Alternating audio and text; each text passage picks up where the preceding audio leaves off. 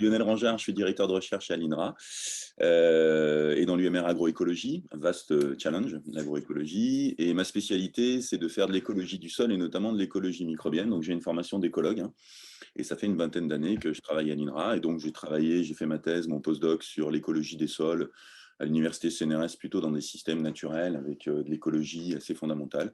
Et quand je suis arrivé à l'INRA, j'ai commencé à faire de l'écologie microbienne des sols agricoles avec des parties fondamentales et des parties assez opérationnelles et finalisées, comme je vais essayer de vous le montrer dans le temps qui m'est imparti. Et donc, le titre de ma présentation, c'est Impact des pratiques agricoles sur la vie microbienne des sols, mais on aurait pu le tourner différemment et on aurait pu mettre la qualité microbiologique des sols, intérêt pour la production agricole. Voilà, là on est sur un titre plutôt, voilà, un peu, bon, la notion d'impact, un peu passif, un peu descendant. Nous, on aime bien voir la qualité biologique des sols et notamment microbiologique comme quelque chose qui est impacté, mais qui rend aussi d'énormes services et des fonctions pour les productions agricoles. Et c'est ce dont on va parler là-dessus. Donc, j'ai un peu analysé la commande hein, sur ce que vous attendiez en termes de discours par rapport à nos résultats, et ben, vous me direz à la fin si j'ai répondu à cette commande. Est-ce que l'animation passe? Est-ce que la diapo a changé? Oui. Ok, super. Donc, vous me dites s'il y a un petit retard entre la parole et l'animation, c'est que la bande passante ne passe pas si bien que ça. Alors, je commence souvent par les services fournis par le sol, même si vous connaissez ça, c'est une planche de la FAO, pour dire bah, voilà, que le sol, on a parlé de l'eau, j'entendais dans votre réunion juste avant, bah, le sol fait partie de ces matrices naturelles et environnementales qui sont des biens communs et qui ont un énorme intérêt puisqu'elles rendent des services, enfin des fonctions et des services. Et parmi ces services, on a trois grands types de services au niveau du sol. Des services de fourniture, d'approvisionnement, notamment des aliments, des éléments nutritifs pour la production végétale, des composants pharmaceutiques, des fondements pour les infrastructures, des matériaux de construction. Et puis ce qui va nous intéresser un peu plus aujourd'hui, le sol fournit des habitats pour des organismes vivants qui eux-mêmes remplissent des fonctions et des services. On a des services de régulation. Alors bien sûr, aujourd'hui, on parle énormément de la régulation du climat, avec des possibilités au niveau du sol d'avoir une meilleure séquestration, une plus grande séquestration du carbone pour éviter qu'il soit dans l'atmosphère. Voilà. On parle aussi beaucoup de purification de l'eau. Voilà, au niveau de la surface du sol, il y a des polluants qui arrivent et ils peuvent aller dans des zones de captage un peu plus en profondeur, hein, qui sont des eaux de consommation. Et le sol a un énorme effet filtre pour ses caractéristiques physiques, chimiques et surtout aussi biologiques. Et puis, toujours au niveau de l'eau, il y a une sorte de… Le sol est capable aussi d'avoir une régulation des crues quand il y a un trop plein d'eau, notamment par ses capacités d'imprégnation, de perméabilité, et ce qui pose des fois un peu problème avec certaines pratiques humaines, qu'elles soient agricoles ou urbaines, où on tasse les sols, on les imperméabilise et on gêne cette régulation du cycle de l'eau. Et puis, troisième type de service, le sol, c'est un peu notre mémoire. Voilà, on y trouve notre patrimoine historique et culturel. Tous ces services ont été monétarisés. Alors, c'est toujours un peu des jeux de simulation, surtout économiques. Mais si on perd ces services, ça coûte à notre société, à l'échelle globale, plus de 20 milliards de dollars par an. Donc, ça a un certain coût économique, indépendamment d'avoir un coût social et environnemental. Et puis surtout, autre chiffre, c'est que 95% des aliments viennent du sol. On peut même dire 99% des aliments. Pourquoi? Parce que même les pêches côtières sont alimentées par les sols. Quand on a des processus d'érosion naturelle, hein, pas trop agressifs, au niveau des flottes, après se déverser dans la mer, ça alimente les systèmes côtiers avec des éléments organiques et minéraux qui nourrissent les populations de poissons, et donc il y a un impact directement sur la pêche. On a vu en faisant le barrage sur le Nil qu'on réduisait de 80% le cheptel des bancs de sardines dans les zones de pêche côtière en Égypte. Donc le sol a aussi, de façon plus indirecte, une importance sur les aliments qui peuvent venir de la mer. Bon, voilà, après avoir prôné le sol et ses mérites, on va rentrer un peu plus dans le débat, et notamment le débat pour lequel vous m'avez invité, c'est de vous parler de la biologie des sols et notamment de la biodiversité. Le sol est un réservoir de biodiversité. Vous avez une planche ici qui vous montre un peu la grande différence de taille, de forme, mais aussi de ressources génétiques des organismes vivants du sol. Alors, ils ne sont pas tous là, on a mis les plus emblématiques.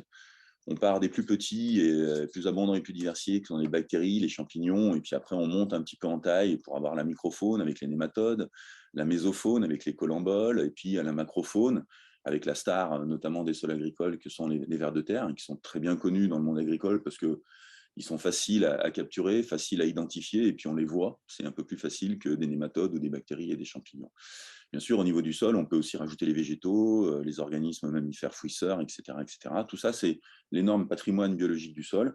Et si on donne des chiffres aussi, alors ça, c'est des photos voilà, d'organismes un petit peu bizarroïdes qu'on a dans le sol, le colembole en bas à droite, qui est dégradeur de litière, en bas à gauche, le nématode, qui est un ver microscopique, souvent connu pour être pathogène de culture, mais il y en a énormément qui sont impliqués dans la fertilité du sol. En haut à droite, un acarien, et puis en haut à gauche, le tardigrade, qui est un organisme un peu fantasmagorique, assez mal connu, très résistant, et dont le rôle n'est pas très bien connu, mais voilà, on y travaille hein, pour ceux qui travaillent sur la faune du sol. Quelques chiffres, 25% de la biodiversité de notre planète est hébergée par le sol, et ça, c'est une estimation actuelle, en sachant qu'on connaît seulement 10% des espèces, notamment dans le monde microbien, c'est-à-dire que ce chiffre est souvent sous-évalué. En tout cas, un des réservoirs de diversité et aussi de gènes, et donc de fonctions, de notre planète se trouve au niveau du sol. Biodiversité, il manque le i, pardon. Alors maintenant, je vais vous parler un peu plus de ma spécialité, qui sont les micro-organismes. Et si je mets ce beau ciel étoilé, c'est parce qu'Hubert Reeves disait qu'il y a plus de micro-organismes dans 1 m² de sol que d'étoiles dans le ciel. Donc c'est une bonne entrée en matière. Et c'est vrai, si on regarde des chiffres un peu plus précis, on a 1 milliard de bactéries par gramme de sol.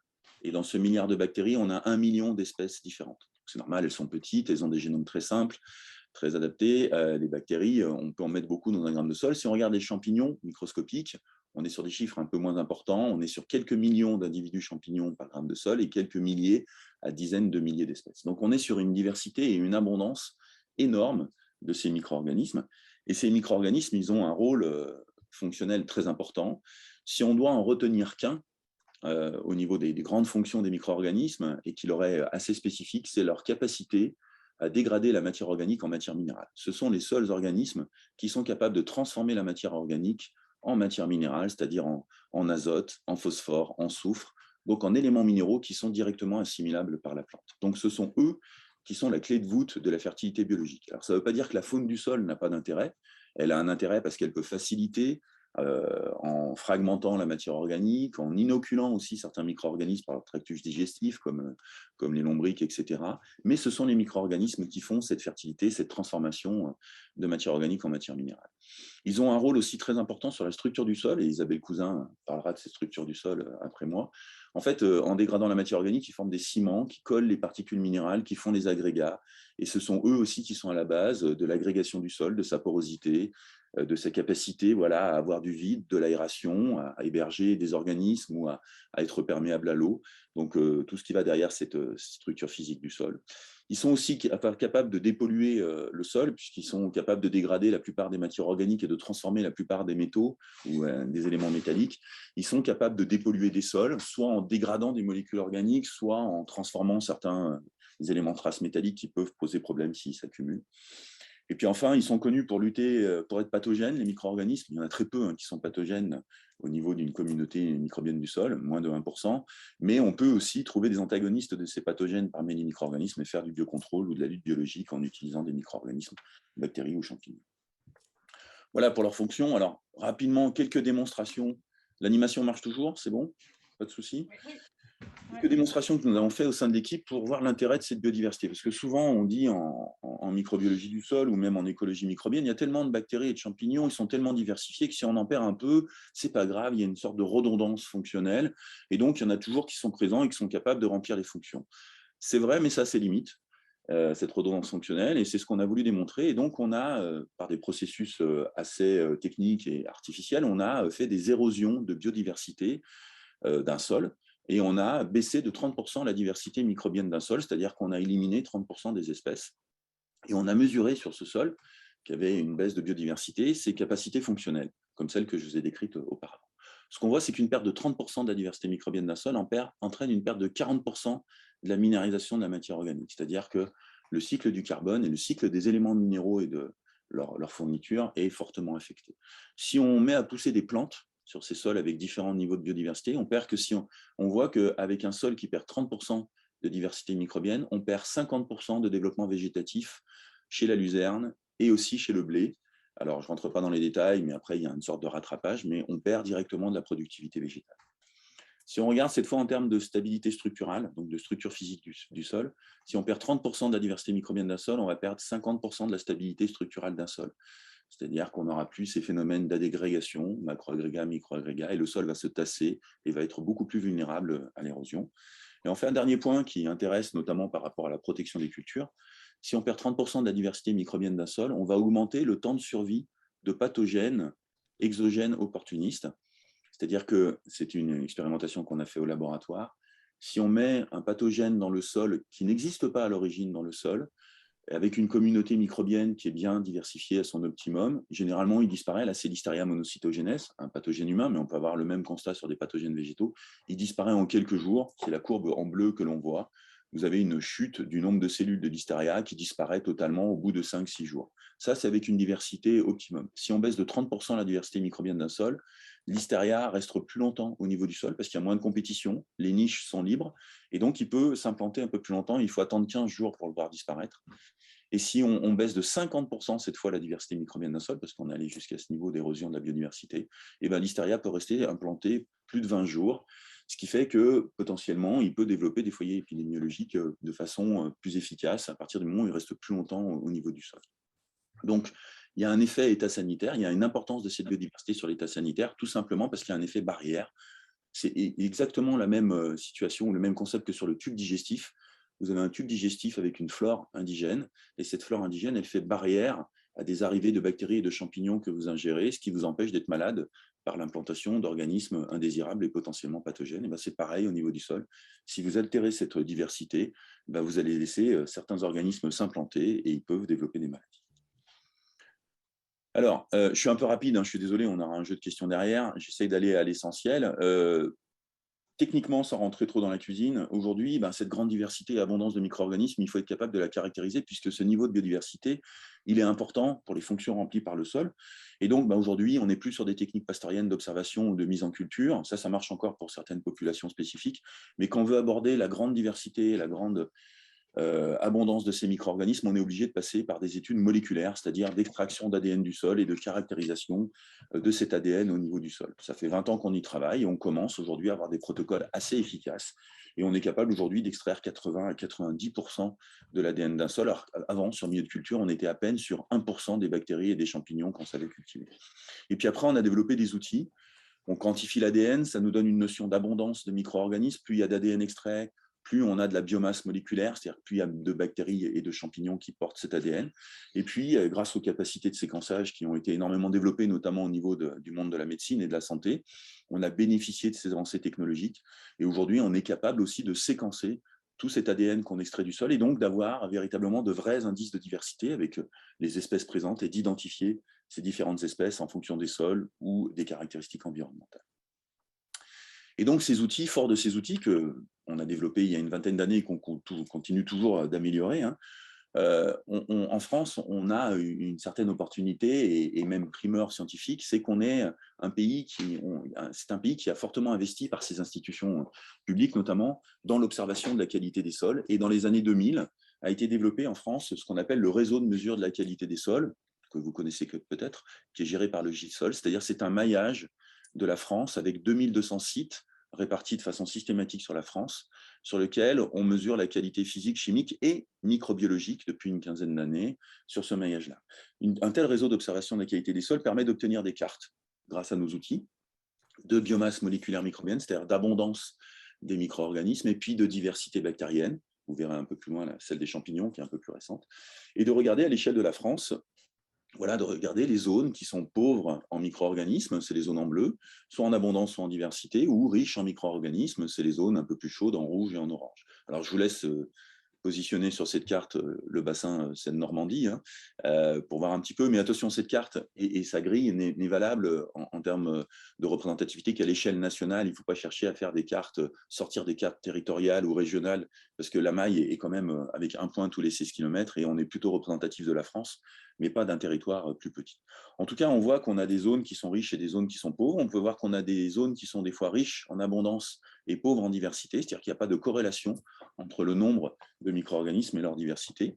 Ce qui est intéressant de voir, c'est que même dans les zones bleu foncé, les sols ne sont pas morts. On a toujours beaucoup de micro-organismes et une diversité minimum, c'est-à-dire qu'il n'y a pas de sol mort en France comme on avait une forme de discours scientifique qui circulait dans certains salons. Mais c'est vrai qu'on a des sols qui sont plus ou moins vivants, avec des niveaux d'abondance et de diversité qui peuvent fluctuer à l'échelle du territoire.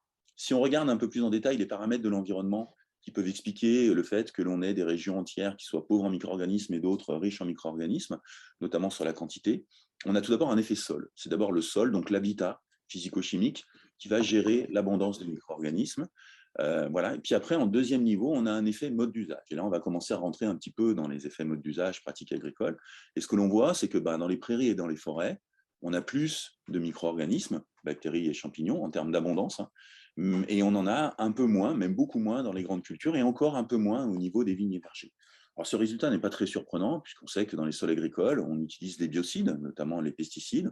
On fait aussi du travail du sol. On n'a pas obligatoirement une bonne couverture végétale, des taux de matière organique qui baissent.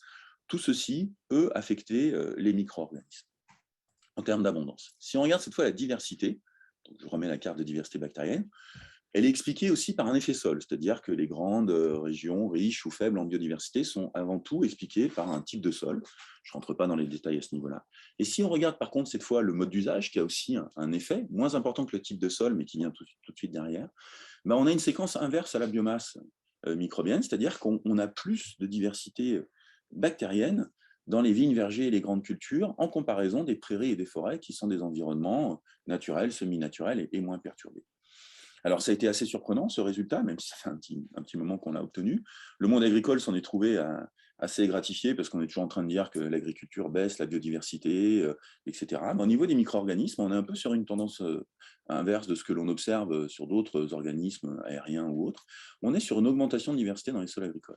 Alors, comment on peut expliquer ça? En écologie, on a une théorie, c'est la théorie de la perturbation intermédiaire, c'est-à-dire qu'on a un maximum de biodiversité dans un écosystème quand on a une perturbation qui est moyenne. Quand la perturbation est très forte, on a des processus de sélection qui vont éliminer des espèces sensibles. Quand la perturbation est très faible, pas de stress environnemental, on a en fait une exclusion compétitive avec les plus opportunistes qui se développent. Et donc, dans un stress fort ou un stress faible, on a une diversité qui est plus faible que sur une perturbation intermédiaire qui ne va pas être suffisamment sélective et qui va empêcher l'exclusion compétitive par les opportunistes. Alors, je ne sais pas si je suis très clair, mais on reviendra là-dessus aux questions, si vous voulez. En tout cas, ça justifie, en tout cas, ça peut expliquer, d'un point de vue écologique, que les perturbations agricoles sont d'intensité moyenne pour les bactéries et ça stimule de la diversité chez ces bactéries. Si on regarde les champignons, là, c'est un peu une primeur parce que cette carte est beaucoup plus récente, elle date de quelques semaines. Donc, vous avez aujourd'hui la cartographie de la diversité des champignons à l'échelle de la France. On a encore un effet sol qui explique cette cartographie. On voit qu'on a un gros patch ouest-nord-ouest et puis des zones un peu plus faibles en diversité sur le reste de la France. Et on a aussi un effet mode d'usage, mais cette fois, quand on regarde l'effet mode d'usage, on peut voir qu'on a une augmentation de la diversité quand on passe de forêt-prairie à grande culture. Donc là, on peut remettre la théorie de la perturbation intermédiaire avec en grande culture, on a des pratiques agricoles qui perturbent moyennement le sol et donc qui stimulent aussi la diversité des champignons. Par contre, au niveau des vignes et vergers, on a l'impression d'avoir passé la ligne rouge, c'est-à-dire que là, on n'est plus sur une perturbation moyenne, mais on est sur une perturbation forte pour les champignons, ce qui explique une forte baisse de diversité au niveau des sols de vigne et de vergers. Ça s'explique assez facilement aussi par rapport aux pratiques viticoles, beaucoup d'antifongiques en vigne. Je donne quelques chiffres comme ça à la volée. En vigne, on est sur 3% des surfaces agricoles en France et sur 30% des phytos, entre 20 et 30% des phytos utilisés. Et dans ces pesticides utilisés, il y a 30% d'antifongiques, parce que les principales attaques au niveau de la vigne sont mildiou et oïdium. Le mildium, c'est un hybride des deux. Mildiou et oïdium, et donc 80% des pesticides utilisés sont des antifongiques qui arrivent au niveau du sol et qui peuvent faire une perturbation très forte au niveau des communautés de champignons et expliquer leur baisse de diversité. Ça peut aussi s'expliquer parce que la vigne est très consommatrice de travail du sol, ce qui altère les habitats, notamment les macroagrégats, qui cassent les macroagrégats, qui sont les habitats des champignons, alors que les bactéries sont plutôt dans les microagrégats, qui sont un peu plus stables et un peu plus résistantes au niveau du travail du sol.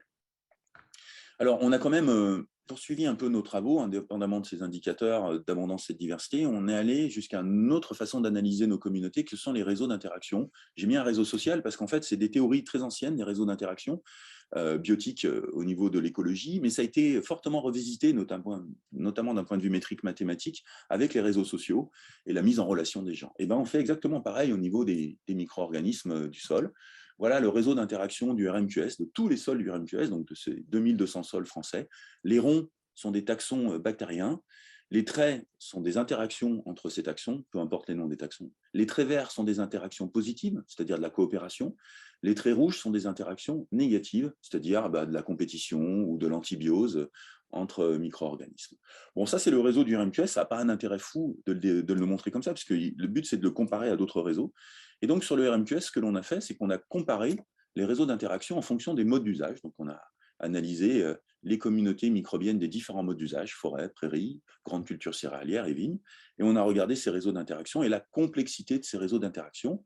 Et les théories écologiques disent que plus un réseau est complexe, avec un nombre d'interactions important, plus la communauté est stable et fonctionnelle.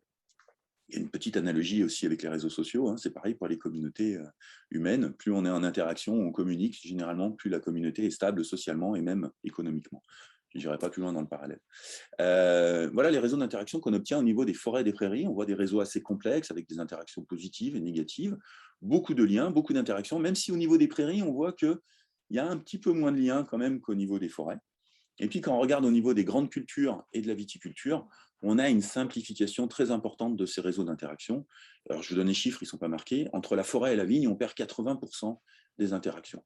Alors que la diversité bactérienne augmentait dans les sols agricoles et notamment dans les sols viticoles. C'est-à-dire que potentiellement, on pouvait avoir plus d'interactions puisqu'on avait plus de taxons présents. Et on a une diversité qui augmente, mais cette diversité, elle est moins en interaction, c'est-à-dire qu'on a de plus en plus de populations, qui sont ces petits satellites, je ne sais pas si vous voyez ma flèche, qui sont en interaction entre eux, mais qui ne sont plus en interaction avec le reste de la communauté.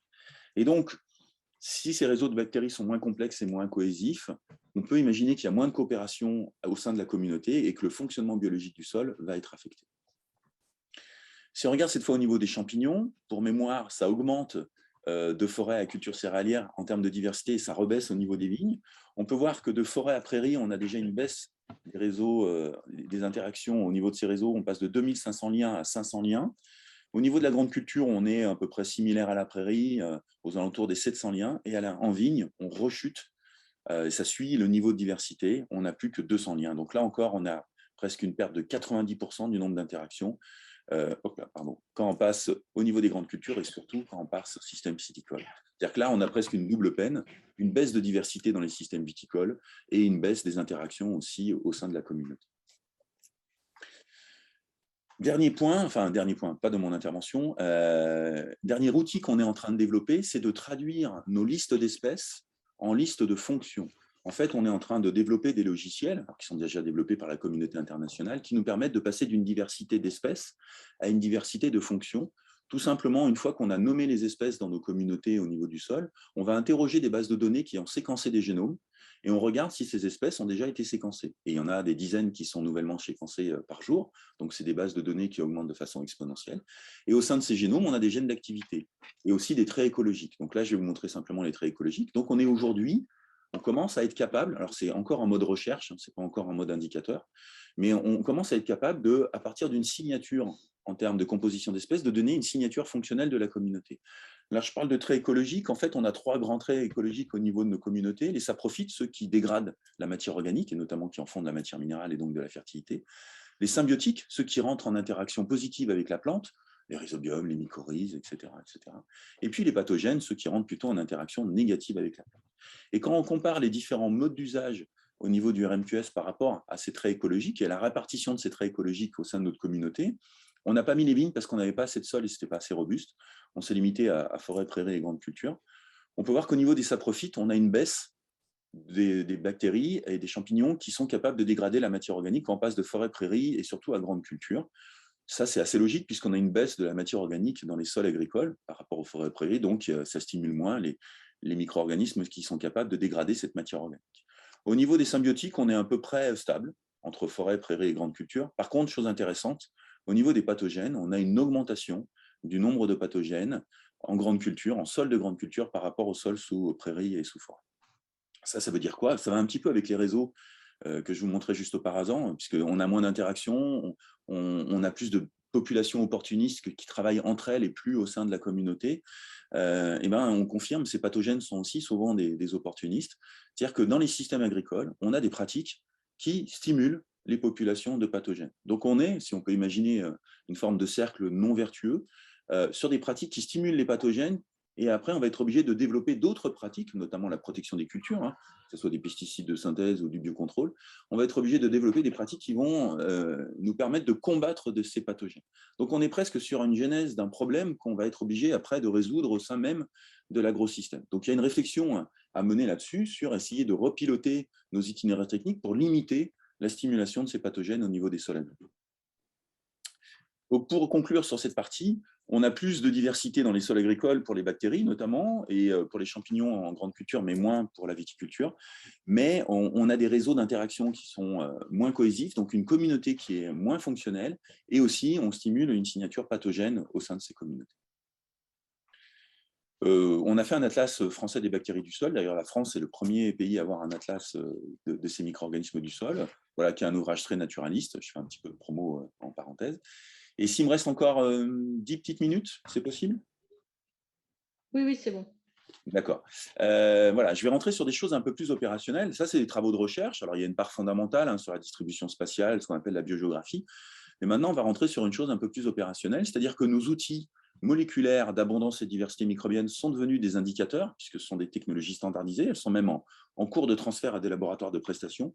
Et puis, nos jeux de données, notamment du RMQS, c'est-à-dire ces milliers de sols à l'échelle de la France, deviennent des référentiels d'interprétation de ces indicateurs. Et donc, avec un indicateur et un référentiel d'interprétation, on est capable aujourd'hui de faire du diagnostic et on ne s'en prive pas.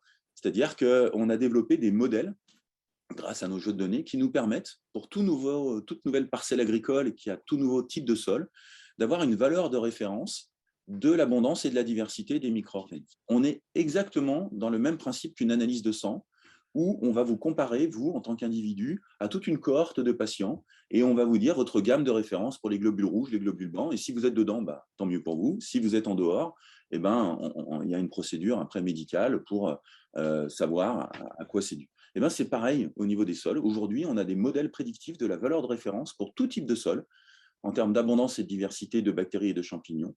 Et après, on va positionner la valeur mesurée. Donc, soit elle est au-dessus de la valeur de référence et on a un diagnostic qui est positif, c'est-à-dire que le mode d'usage ou les pratiques agricoles stimulent les micro-organismes du sol, ou alors on est en dessous de cette valeur référence.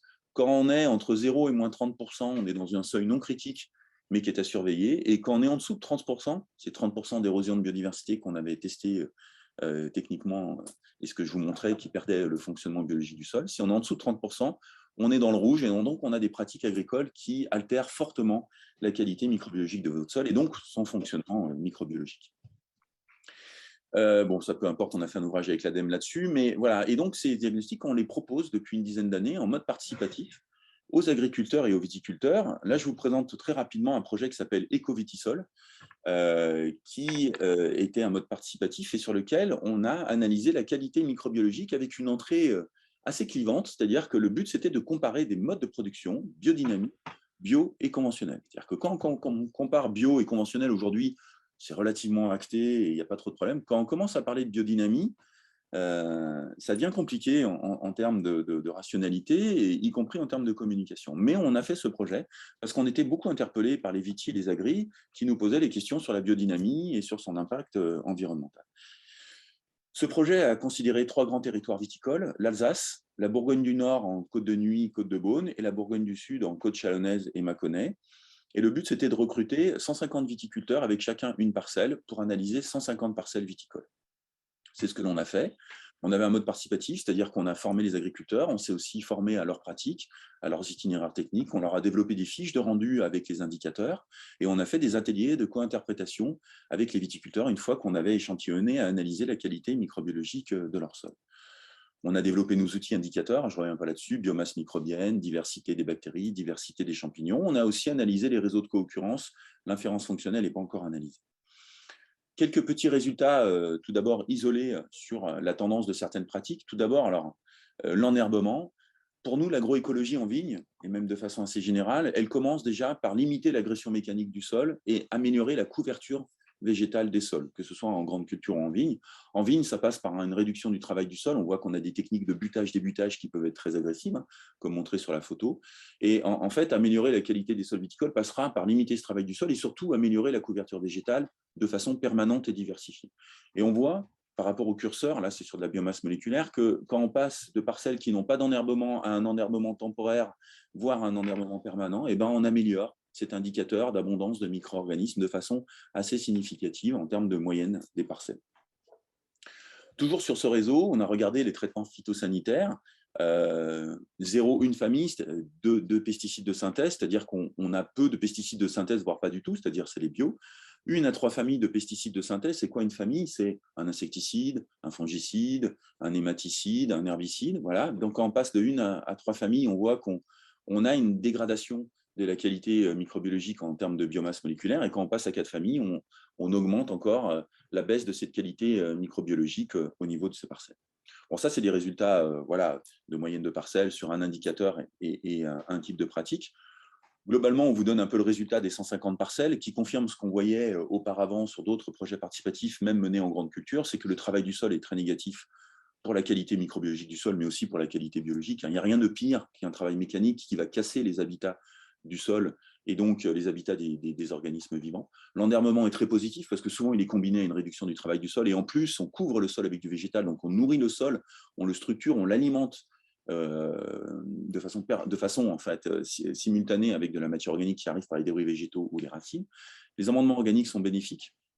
Les sarments, ça c'était un peu nouveau dans les covitisol, la restitution des sarments au sol est très bénéfique à la qualité microbiologique, et puis les pesticides sont négatifs, ont un impact négatif. Si on vient cette fois dans les fondements du projet à sa base, qui était de comparer les modes de production, donc on avait conventionnel raisonné, bio et biodynamie, voilà ce que ça donne sur les différents indicateurs et sur un bilan microbiologique au niveau de ces 150 parcelles analysées sur ces différents territoires viticoles, c'est-à-dire que globalement, le conventionnel est dans l'orange et le bio et la biodynamie sont dans le vert. Ça, c'est une vision très moyenne, c'est-à-dire que si on regarde nos indicateurs, par exemple sur la biomasse moléculaire ou la diversité bactérienne, on peut voir que oui, on confirme que le conventionnel raisonné a une moyenne, qui est le losange, hein, une moyenne qui est plutôt dans l'orange, alors que le bio et la biodynamie ont des moyennes qui sont plutôt dans le vert à ce niveau-là. Toutefois, on peut voir qu'il y a une grande diversité au niveau de la qualité microbiologique pour ces différents modes de production, c'est-à-dire qu'on a des conventionnels qui sont dans le rouge, mais on en a qui sont dans le vert.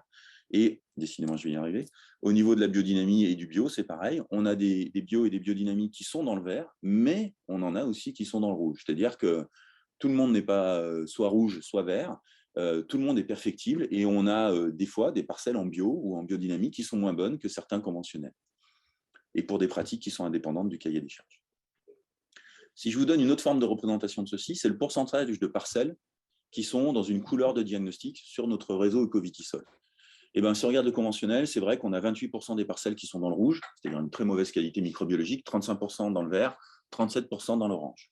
Si on regarde le bio, on améliore la part de parcelles, le pourcentage relatif de parcelles qui sont dans le vert, et on diminue la part dans le rouge. Et si on passe en biodynamie, on augmente encore le pourcentage de ces parcelles qui sont dans le vert, et on baisse un peu plus celles qui sont dans le rouge. Donc quand on passe de conventionnel à bio et de bio à biodynamie, on a une amélioration globale de la qualité microbiologique des parcelles, et surtout du pourcentage de parcelles qui ont une bonne qualité microbiologique.